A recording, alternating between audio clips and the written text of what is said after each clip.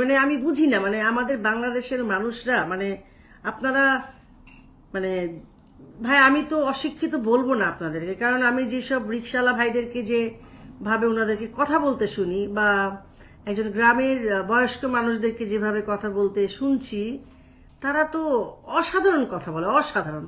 এখন আপনি লেখাপড়া জানেন, আপনি ঘুমিয়ে আছেন, মানে না ঘুমের ভান করছেন, তাহলে তো আপনি জীবনেও কখনো আপনার নিজের জীবনের অধিকার সম্পর্কে জানতে পারবেন না। আপনার কোনো কিছুই হবে না। কি হবে আপনি জানেন? এই যে মানুষকে এত অবহেলা, এত নোংরা কথা, এত বাজে বাজে কথা বলেন, ভাই বয়স্ক লোকরা যেগুলো বলে ওইগুলো হচ্ছে মাথায় সিট আসলে, এবং হচ্ছে পারভার্টেড। এদের বাবা মাদের কোনো রেস্ট্রিকশন নাই, বাবা মার কোনো সম্মান নাই, তারাই এই যা খুশি তাই বলতে থাকে, যাকে তাকে কোনো কথা বলে। শোনেন, পাপটা কি হয় জানেন? যেদিন আপনারা মনে করেন 5ই আগস্টে আপনারা যখন হাসিনা আপার কাপড় চোপড় নিয়ে নাচানাচি করছেন না, গালিগালাজ করছেন, তো উনি তো একটা মেয়ে মানুষ, তাই না? ওনার প্রতি যখন অসম্মান করছেন না, অসম্মানটা তো অসম্মানই। উনি তো কারো মা, কারো নানি।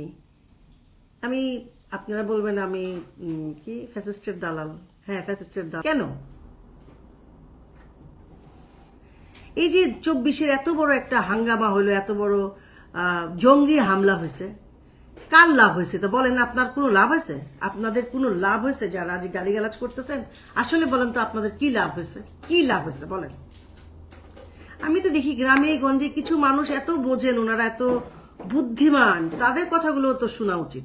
ঘরের মধ্যে বসে বসে কেউ হয়তো বট বাহিনীকে 200, 500, 300 টাকা দিতেছে, বাস আপনারা গালিগালাজ করতেছেন। ইটস নট, বাট আপনি যে, মানে আপনি হয়তো নিজের চেহারা দেখান না, ঠিক আছে, কিন্তু আপনি তো কারো সন্তান, তাই না? সন্তান হিসেবে তো আপনারও একটা কর্তব্য আছে দেশের মানুষের প্রতি।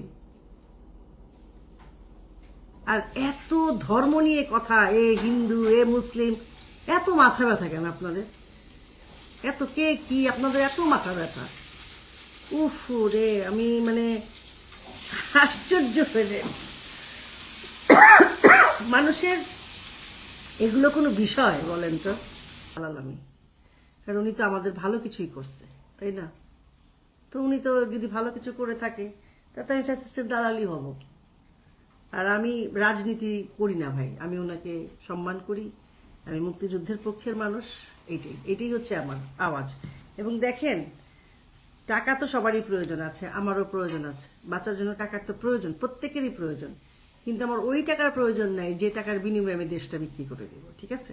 সেটা হবে না আমার দ্বারা, সেটা আমার পরিবারের কারো দ্বারা হয় নাই, আমার দ্বারা হবে না। আপনারা যতই আমাকে গালিগালাজ করেন, আমি সত্য কথা বলতে চাই। এবং সেই সাথে এই কথাও বলতে চাই, যারা সমাজের অসঙ্গতি নিয়ে কথা বলছেন, সেটা আমাকে নিয়েও যদি ওনারা সত্যি কথা বলেন, যদি আমি অন্যায় করে থাকি, সেটা আমি মাথা পেতে নেব, অবশ্যই নেব। কিন্তু আমি তো অন্যায় করি নাই, আমাকে জোর করে তো কিছু বললে দিলে হবে না। আমি বলছি, আমাকে নিয়ে যা মিথ্যা প্রোপাগান্ডা আছে, সেটা আপনারা বুঝতে পারবেন, সময় হলেই সেটা আপনারা সবাই পরিষ্কার হয়ে যাবে। সত্য কথাটা আসলে বাঙালিরা বিশ্বাস করে না, মিথ্যা কথা বলবে। আইসা যে সুদি ইউনূস অনেক মিথ্যা কথা বলছে, আপনারা সব বিশ্বাস করছেন। দুঃখটা তো এইটা যে এত মিথ্যা কথা আপনারা বিশ্বাস করেন। আরে ভাই, সত্য মিথ্যা তো একটু হলেও মানে বোধ থাকতে হবে আপনাদের। তার জন্য তো আপনাকে হতে হবে না, মনে করেন রকেট সায়েন্স জানতে হবে না, বুঝছেন?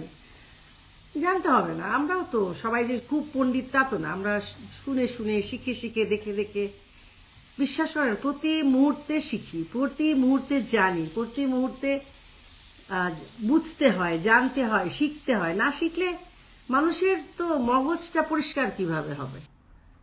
প্লিজ পাশে থাকেন, সবাই পাশে থাকেন। আর যে বাচ্চাগুলোর বাবা মা, আসলে কি বলবো বাবা মার কথা, যে ছবিগুলো দেখি, এগুলো দেখা যায় না যে হামের এইটা হবে বাংলাদেশে। বাংলাদেশ তো সব দিক থেকেই স্বয়ংসম্পূর্ণ হয়ে গেছিল, এখন কি হলো জানি না। মানে মানে কি হলো না জানি, এখন এদের শাস্তি তো নিশ্চয়ই হবে।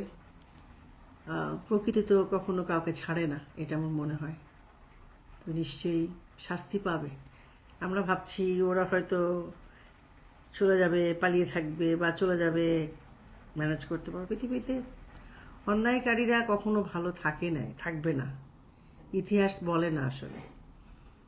আর পৃথিবীটাই এমন, আজকে তুমি ভালো থাকবে, কালকে আমি ভালো থাকবো। আজকে তোমার দিন, কাল আমার দিন। সো এইটাই হচ্ছে বিষয়।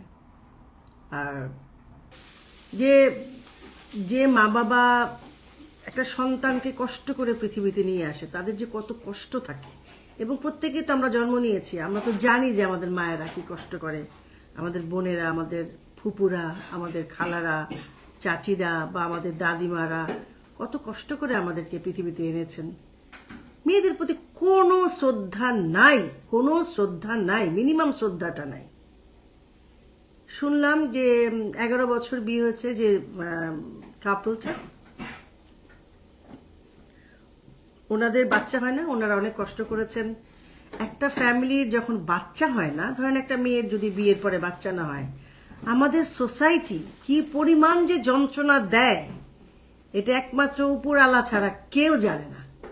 খোঁচাখুচি যেমন শাশুড়ি শ্বশুর করতে থাকে, তেমন ননদ দেবর ডিস্টার্ব করে, তেমন আত্মীয় স্বজন, তেমন পাড়া প্রতিবেশী, মানে এটা একটা সাবজেক্ট হয়ে গেছে। একটা মেয়ের বাচ্চা হয় না, সব দোষ ওই মেয়েটার। কেন হয় না? মাই গড, মানুষের তো কত রকমের প্রবলেম থাকে, শারীরিক প্রবলেম থাকতে পারে, সব দোষ মেয়েদের, সব দোষ মেয়েদের। আচ্ছা, ভালো কথা। তারপরে যখন ওই ফ্যামিলিটা কষ্ট করে সন্তান টেস্ট টিউব বেবি নিয়ে আসলো, সেই বাচ্চাটা কথা নাই বার্তা নাই, হামে মরে গেল। ওনারা কি বেঁচে থাকবেন? মনে করেন ওনারা যদি বেঁচেও থাকেন, তাহলেও তো ওনারা মৃত, মানে ওনারা বাঁচবেন কি বলেন? বাঁচবেন? ওনারা বাঁচতে পারে? এই কথাগুলো যখন কোনো মানুষ বলে, তাদেরকে একদল গালিগালাজ করতেছে। আবার আমাকে বলে আপনার কথা বলাটা ঠিক হচ্ছে না। হোয়াট দ্য হেল ভাই, হু দ্য হেল ইউ আর ভাই? তুমি কে ভাই? শিল্পীদেরকে যা খুশি তাই বলে, কারণটা কি ভাই? যা খুশি তাই বলে, ঠিক না ভাই। আমরা যাই হোক, আমরা অনেক বড় কেউ না, কিন্তু সচেতন মানুষ তো। মা, তারপরে একটা বাচ্চার কিছু হলে তো অবশ্যই আমাদের গায়ে লাগবেই লাগবে। এটা তো কাউকে আমরা বলছি না, কাউকে ব্যক্তিগত আক্রমণ করছি না, যেটা ফ্যাক্ট সেটাই তো বলছি। এটা ফ্যাক্ট। বাচ্চা মারা যাচ্ছে, কোনো টিকার ওষুধ নাই, কোনো ক্যান্সার পেশেন্টদের ওষুধ নাই, জলাতঙ্ক রুগীদের কোনো ওষুধ নাই, সাপে কাটার কোনো ওষুধ নাই। চলবে? এটা তো মানে একটা ভয়ানক বিষয় না? একটা ছোট্ট দেশে কিভাবে কি হবে? মানুষ তো একটু ভয় পায়, কারণ আমাদের গ্রামে থাকতে হয়, অনেকেরই গ্রামে সার্ভাইভ করতে হয়।